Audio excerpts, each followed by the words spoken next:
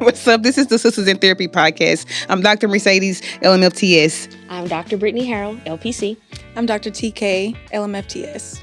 We are inviting you to be a part of our thoughtful, passionate conversations about all things life as it relates to mental health, because everything relates to mental health.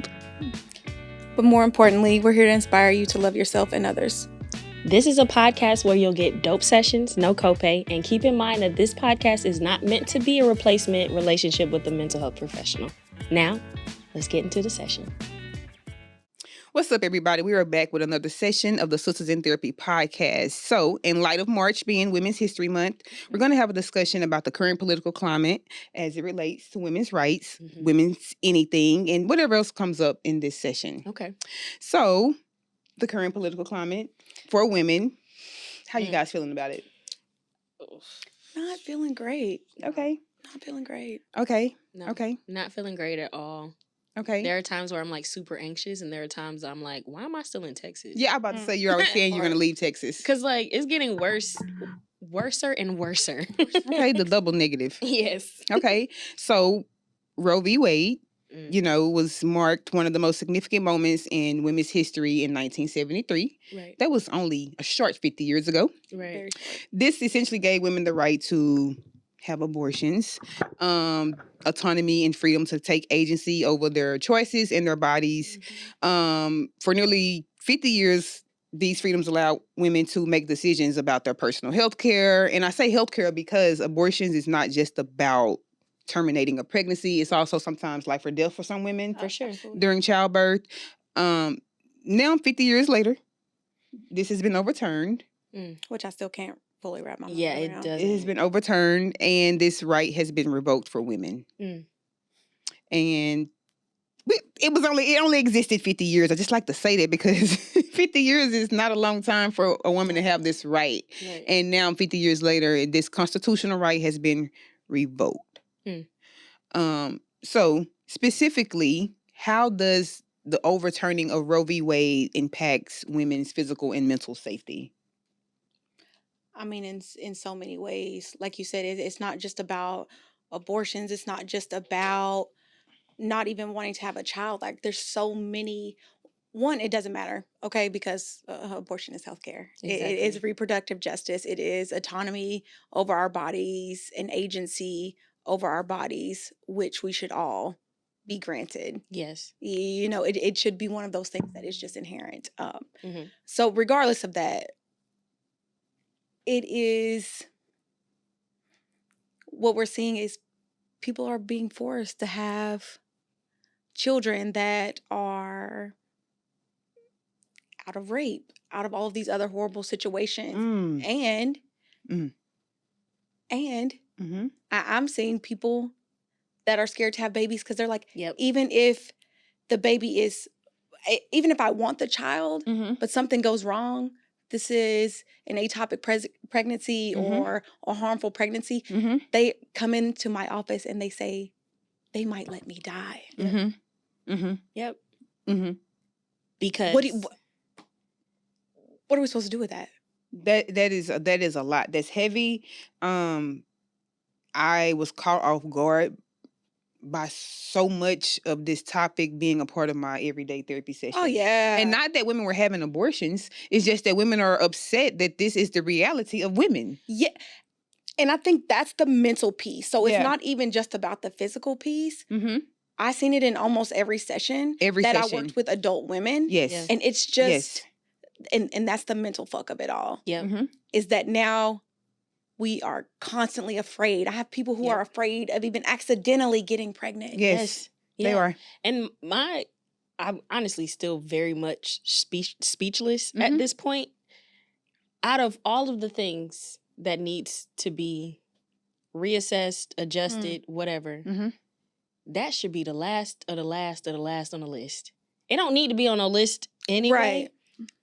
But I just don't understand how men are making laws when they will never experience pregnancy. They will never die from childbirth. They will never die from childbirth.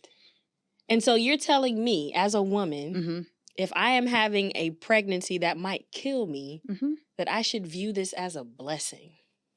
That is What the And then the fuck? use of Christianity to justify it. yeah. No, Yes. God didn't say that. Mm, So we can take. They need to stop pimping God with these agendas because God is not pleased at all. What that. did I was about to say because God ain't no hoe. Yeah, I was about to say that. I got that from my client because my client said that. My client said the leaders and some of the pastors need to stop pimping God because God ain't no hoe. And I'm like, you know what? Mm. That's the best way I ever heard it put. I mean, because Mhm. facts. Yeah, because you like using Christianity as a scapegoat to push a message that you Yep. care about children, when our education system is what need to be reassessed. If you really care about If you children, really care about children, you would care about the person that is carrying The the child. life Right. to bring on into this world. Mhm. okay, That's So- not godly. That's not God. not godly, it's not community like, but it is American, unfortunately. But I'm speechless. so this obviously leads to profound implications for the health and safety and well-being of women from disadvantaged and marginalized communities. Yep. Mm-hmm. How does this impact those women from, let's say, Black, Indigenous women of color? How are they impacted with this overturning of Roe v. Wade? I think it goes back to even why Roe v. Wade was so important from the beginning. Okay, It's access to health to care. health care Yeah. Yes, that saves lives. yes. Coat hanger, abortions were a thing. It was not safe. Mm. Also, we talk about people not being in situations to be able to adequately care for children, but you're Mhm. forcing them to have children, making their situations even more dire. Yep. Okay. You're making them even more disadvantaged, and they know who they're doing it to. Mm-hmm. Mhm. Because other people, you're going to have access. Mm-hmm. You're going to have access. You're still going to get the abortion Yeah. because that's how it was, and that's how it will still be. Right. This has been humiliating though for women. Yes. Because Oh yeah, we could speak to. I think I have we're my half of the population, and my the world just said Brittany Watts. If we can name drop Brittany Watts from Ohio, because she didn't have an. Yeah, I just learned that she was a nurse. I just knew the They were background. her coworkers. Mhm. Sorry. Yes. Sorry. Tell the story. So all I know is that the young lady had a miscarriage and she was basically being criminalized for that. And it was just a humiliating situation for her. I feel like I felt secondhand embarrassment. That's another, when that happened, more women even came into the therapy room like, girl, like, do you see this shit? Like, Yes. I need to leave Texas. How many women came and told me about to move to Denver? Yes. Even there was another story with Ken Paxton. What is he? He's a senator or something, right? Or is he the attorney general? I hate that I'm bringing his name and I don't remember. But there was a white woman. She was having issues with her pregnancy. She needed to have a medical procedure to get. But she wanted to get pregnant again, right? Is the white same lady? woman? Yeah. But she needed to do the necessary procedure so she can have another kid Exactly. later on. That's And he what I'm told saying. her no. That's what I'm saying. She wants to be a mother, but she Right. needed to do. That's when I say that sometimes abortion rights is necessary because it's health care. They don't have any medical experience at all. But because it's a woman's body, she has no agency. Mm. You are essentially a soul, and your body is not yours. Yep. This takes me back to, I know that was a white woman, but all I can think about when this happened was Ooh, I know where you're going. slavery. Yep. We talked about it, and All I we can briefly think about skipped over it.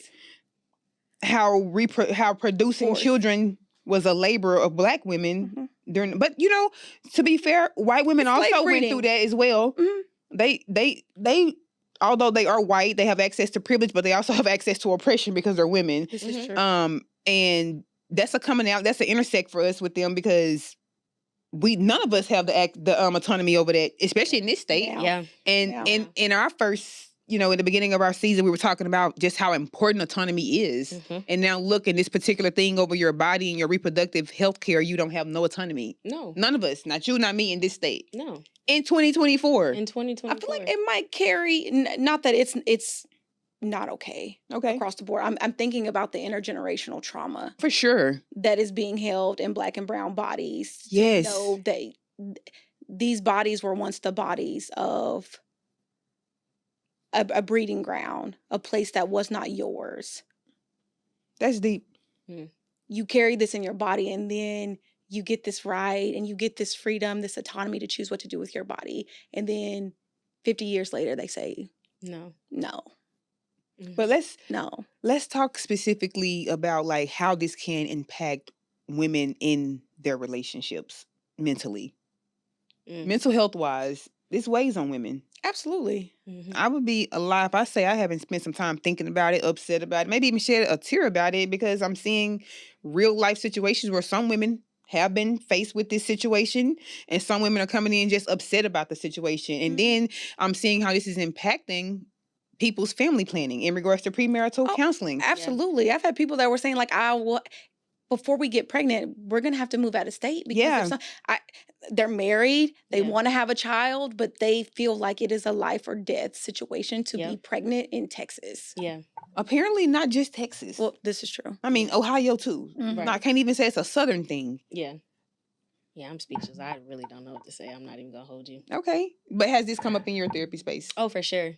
How do you hold space for those women? Humanizing them, right? Like giving, like you can feel this rage because this is very Exactly. frustrating. That's really all you can do is validate. Yeah. What to say? I tell Like my what clients coping all the skills time. can you have for this? This has radicalized some women, because I have been seeing women for a long time and they just, skipping through life, and then this news came out and, people they know were impacted, and this now they see the world differently as a woman. I think this has made some women mean to their boyfriends. I had to have conversations with them about this and how that's not okay. Yeah. But also trying to get, this brings me to my next, well, we didn't really talk about the first question, but just trying to get the men to see and understand the rage of their women when they are upset about the news in regards to this topic. Because sometimes, people will say, they don't got nothing to do with you. This is not the case. This is a collective issue for women. Yes. This is, in fact, I think not enough men are mad about it. I agree. Not enough men are mad about it. That's And my it's really a slap opinion. in the face Slap whenever in the we face. are showing feelings about it and you're saying, but are you trying to have an abortion? Or have you had an abortion? That's not even a point. You besides the point. Right. That's not even the point. It's the fact that my rights have been literally And taken. why don't you care? And This why is don't not you- okay that you don't care that I don't have a... Do you really love me? Because now I don't know. Because you don't care if I have autonomy over my body. But- That's a problem. But if we talk, if we could talk about how this may impact women in their relationships and in the other roles in which they occupy, their mental health is kind of being challenged here because they're struggling with the reality and the sadness that this is their right that has been taken away. They're not going to want to have sex with their husbands. They're not going to want to be doing all this other stuff. In fact, some women are even scared to have sex because they don't want to get pregnant. So that's when I say, this is everybody's problem. It literally is. So hold space for your women or your sisters and your cousins and your mothers in regards to this new information that we have in this political climate, because it's heavy. I guess I don't understand how you see this type of stuff. You have people around you that are directly affected, and your response to that is, don't worry about it. That won't be you. I can't wrap my mind around that either. I guess I don't get that because that's not true. Now, that is a level of cognitive dissonance. And there's an element of male privilege when it comes to that, because truly you won't. I see it more so as privilege, for sure. Yeah. Which is the problem, right? With this Agreed. topic and every other topic of we don't care about shit until we are individually directly Yep. impacted. Yeah, yeah, Mhm. yeah. That is a problem. That's a problem. How can men be allies? Holding space. Because it's not about you. Right. It's literally not about you at this point. Because we, as far as I know, ain't no rights directly taken away from men when it comes to stuff like that. I mean, we could go down the list. I had a client recently. He talked about how like he notices the discrepancies between when he goes to see the doctor and gets medicine. There is no hassle. When his wife goes to the doctor and needs medicine, they either disregard or they give her other stuff until it's the medicine that she actually needs. So we already had. So he's able to voice that, name it, identify it. Yes. And See, a lot of men don't do that. Acknowledge. They want to acknowledge that is the reality. Okay. I think that's a big part of it. Just acknowledge. Okay. I think that goes back to even our previous episode of that vulnerability of people. Yeah. Like if I acknowledge this, and that means like I'm a bad person because I have this privilege and I don't have to go through it. No, it's just validating. It's just saying, hey, I see you. I see Yeah. that this is your reality. Okay. Yeah. Well, I think men could also do better at just respecting women as adequate Human storytellers of and their humans. bodies. Yes, and humans. And humans. Mhm. So a way in which I see some of my husbands and fiancés being allies to their women, which completely caught me off guard, that I really gave them a hug in the therapy room, is them saying, you know, I'm gonna get a vasectomy. Yeah. I've- That's been a big one. I've seen men say this, and they're like, Yeah. I love you. We're not Yeah. about to deal with that. I'll take care of it. Yeah. I'm like, if that's masculinity right there. Yeah. This is you being a leader of your family and a provider and a protector. Right. What's within your control in this situation? That man said, getting a vasectomy. Mm-hmm. He said, hands down, no questions asked. This is my Right. wife. Right. I'm like, that is deep. sexy. You know what I'm saying? I had to give that man a hug. Can I hug your husband? I'm his Yes. therapist. Do your thing, girl. But no, I was like, I had never thought about that because I didn't think like, what? When he said Love that, me in a way that you can make this small reversible yes. Yes. outpatient procedure that you wouldn't mind doing this so that you can potentially save my life. Yep. Exactly. Mhm. Love me like that. Exactly. So I'm Yep. like, there are men out here who get it Yeah. and they are upset about it. And they're like, okay, what can I do about this? Because this my wife. I love her. I chose to marry her. How can I protect her in this? And he was like, I thought it to myself, this is really easy for me. Mm. I'm going to get a vasectomy. And I'm like, bro, what? I've never heard anybody say that. I do think he was younger. He was like below 30. He was 30 and younger. Mhm. But I was like, okay, Yeah, they out there. yeah. They in therapy with their wife. Yeah, I was about to say, if you got, they we need you single and available. Okay. Okay, so I seen the uptick of this in the therapy room, and what specifically drew my attention to this even more so to hold space for it in this podcast setting was since 2020, I want to say there have been about, I could be wrong because I'm not remembering the stats, 30,000 rape-related pregnancies in Texas since they overturned Roe v. Wade. Something like that, 26 point something. That's Okay. insane Yeah. and ridiculous. Didn't you share that on your story? Uh-huh. That was insane to me. I said, oh, we got to talk about this because that is a lot. So, you know, Abbott said that he would do something about the rapes. What's the plan? Crickets. We haven't heard him mention this again. He's too busy worried about the Foreplay. border. This is true. He is really hell bent on Yes. separating Texas from the United States anyway. Again? Yes, girl, they really trying to make this its own country. Mm-hmm. It's about that time to go. Ain't it? Yeah. I think okay. listen. I've been looking at apartments in DC They- because I'm ready to go. no, I hear you.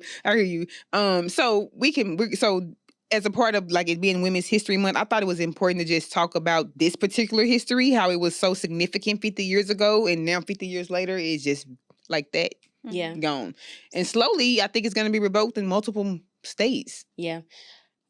So what can women do to like find support? Because this is not something. This is really hard to cope through, right? It is. And I'm glad that you asked that question about like how can men be allies, is because a part of being the population is being targeted, right? Like it's like you screaming at the top of the mountain and you don't want to feel crazy for feeling so much anger and frustration about it all, right? So Right. like what can we encourage women to do?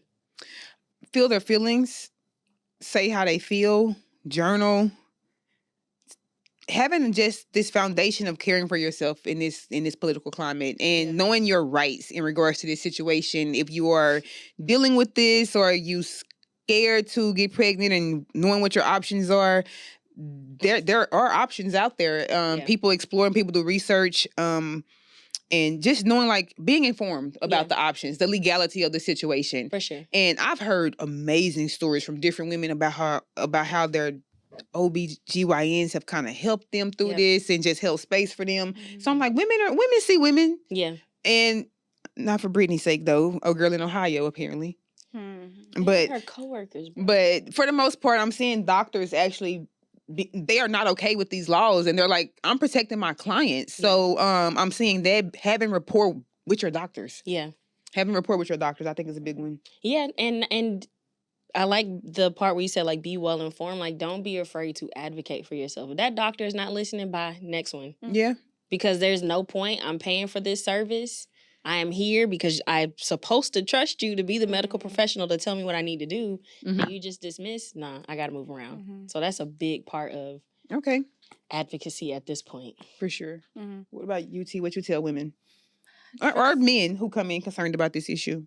Women, I tell women to trust that you are the knower of your body. Like nobody knows your body better than you. You get to be the expert on your body. You get to be the one to say what happens to your body. Yep. So like you said, advocate for that. And surround yourself by people who get the importance of that and value that. For sure. Yeah. And will stand. What they say? They standing on what? Stand on business. When it comes to me and my body. Exactly. That's it. It. What I tell them. Okay. So we could talk a little bit more just about Women's History Month in general. How do you guys feel about this month and it being a Women's History Month? How we feel about it? Yeah. How you It's feel about up. I love being a woman. What's the importance of Women's History Month, Takesha? It's not Women's History. What's the importance of being Women's History Month, Takesha? It will be. My bad. Pre-record. That's why I was like, it's up. Right? We got you. We got you. New side month. Okay. Women's History Month. One is my birthday month, so I love Period. March. March is my favorite month. But I only remember celebrating Women's History Month probably the last 9 years. I don't remember it being a thing before 2015. That's what my social media tells me. I started celebrating it around 2014. So maybe the last decade or so it's been a really big thing. But you talk all the time just about how women make contributions to society and it goes unnoticed. We saw the Hidden Figures. Absolutely. Women make important contributions to society and we don't really learn about it. So Women's History Month is kind of like, let's talk about these things that these great women have done. That have been left out of history over and over again. That's really the importance of it for me. Okay. It's just acknowledging women who were here, women who are still here, and really bringing them to the forefront and acknowledging their voices and the work they've done. Yeah. And it keeps me grounded, right? Because it's easy to forget because we benefit from the sacrifices of the women before us, right? For sure. Like, when I learned fun facts about, like, oh, I didn't know that there was a Black woman who was also a pioneer in Pilates. Excuse me? Yes. I just recently, I'm going to listen to it. It's called The Godmother. She's a Black attorney. I don't remember the time frame, but she was the prosecutor of some big mafia guy. Okay. So I'm going to be listening to that. So, like, just learning fun facts, like, I am living your wildest dream type thing. Kind of similar to how I feel about Black History Month, right? Like, for sure. Seeping in, like, this is hard, but it's nowhere near what they had to encounter before. No, so we I'm stand on the grateful. Yeah, we definitely stand on the shoulders of giants. Yeah. But Women's History Month and Black History Month are both significant. But if we're being honest, sometimes Black women get left out of Black history. Oh yeah. And that's just the truth. But so I really be like 2 Women's History Months for me. Yeah, that's facts. For sure. But I think so Women's History Month for me is definitely like I love the empowerment and the affirming of each other and just like the non-competitiveness around our differences and the just looking at another woman, complimenting her like, oh girl, you got it, just empowering another woman, because so much of the historical hoopla has been about, oh, you're going to be arguing with a woman about all this bullshit. But for me, it's definitely women in sports. I love the movement that we're having with women's basketball, specifically college and WNBA. I love that movement. I love that people are paying attention, that these women can also shoot some hoops. Exactly. But anything else you want to add about Women's History Month, Takesha? I learned, this is kind of just random. So I was listening to this podcast called The Plot Thickens, and it was a story about Pam Grier. I already appreciated her, but let me tell you something. That lady stood on business when it came to herself and men. She did not sacrifice her career for, Lord, what's that man name? Because she definitely did. What's that man name? To me. Richard Pryor. How did she not? So in the podcast, listen, the podcast said, and she's on there talking. Okay, good. That Jim Brown called her when I guess Richard Pryor damn near killed himself he burned himself. His body was like 50% burned. Jim Brown called and was like, hey, he's in an accident. He might die. Can you come? We're sending a plane. She said no. Yeah, at that point, he had done a lot of damage to her. Yeah, they didn't. I'd imagine they didn't want to talk too much about the trauma. There was they shared a little bit, but I just love that because she's in her 70s. They visited her on her farm, and she's just as happy as she wants to be. I love Pam Grier. Yeah. Okay. Shout out to you, Pam Grier. I don't know if you'll see this, but you are appreciated. I'm seeing her make a comeback. I think because Netflix has Jackie Brown on. Yeah, I need to see Pulp that. Fiction on Netflix. So people are starting to see her more. Pam Grier is that girl. Yes. Of course, when I think about Women's History Month, I'm going to always think about Harriet Tubman because that is my girl. I love me some Harriet Tubman because... Did you leave cookies out for her? I did not, but, next time. Yeah. But, so when I think about Harriet Tubman, I think about third grade me because that's when I was introduced to Harriet Tubman's story. And I was reading, the teacher or somebody was reading the book, and of course I felt the way, but at that moment, I didn't know what I felt, but now I know that there was like secondary trauma, and I was starting to think, like, maybe that's why they're trying to take the history out of school, because you do feel away once you read these stories, but that don't mean you need to take the Black history out of school. Yeah. But that story changed my life in third grade, and I have been infatuated and obsessed with Harriet Tubman ever since. You really have. I have. You have. I have. Speaking- Arminta Ross is her real name. Speaking of Harriet Tubman and speaking of... She supposed to be on that $20 bill, too, and I have not forgot. You past due. Yes. Speaking of that and the importance of Women's History Month, all we know is the Underground Railroad. Do you know that she also helped with She helped with so much. so many different things, reproductive She fostered justice, children. Not just that. Yeah. She helped with like coding and not coding, but like helping with the pathways in the Civil War and leading people Powerful and woman. soldiers. Like they came to get her to help them. Like Yes. She's literally she was a a force. superhero. We didn't hear She- about all it- that. literally. We didn't hear about all that. Yeah. Yes. Which is why I feel like the movies did not do her any justice. Not at all. I ain't gonna hold you. But it took forever to even get a movie about Harriet's life. Yeah.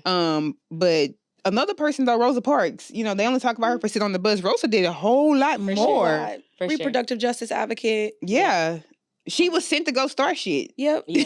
That was her role. Yep. Yeah. I can't wait until Shirley Chisholm. I cannot Now wait that for I'm that excited movie to about. come out. I think it's supposed to be 2025, I think. Or is it this year? I think it's this year. They already Dang, I started, wanna they read already the started book. filming? She been filming that for over a decade. For Black people to get their films out, somebody said it take years. So by the time it get to us, it has been like 5-10 And years. they be busy with other projects, so that makes sense. Okay. Yeah. Okay. I'm excited about that. Okay, I'm thinking of Women's History Month, thinking of other people. So we're going to wrap up this session about Women's History Month. We hope that you took some gems from this and could learn how to be allies for the women in your life, fellas. And just also women knowing your rights and knowing that you're not alone. If you're feeling rage about this topic, Yeah. you're not alone in the rage at all. People need to respect your rage. Mhm. And so with that, go love yourself. I love yourself. Go love yourself.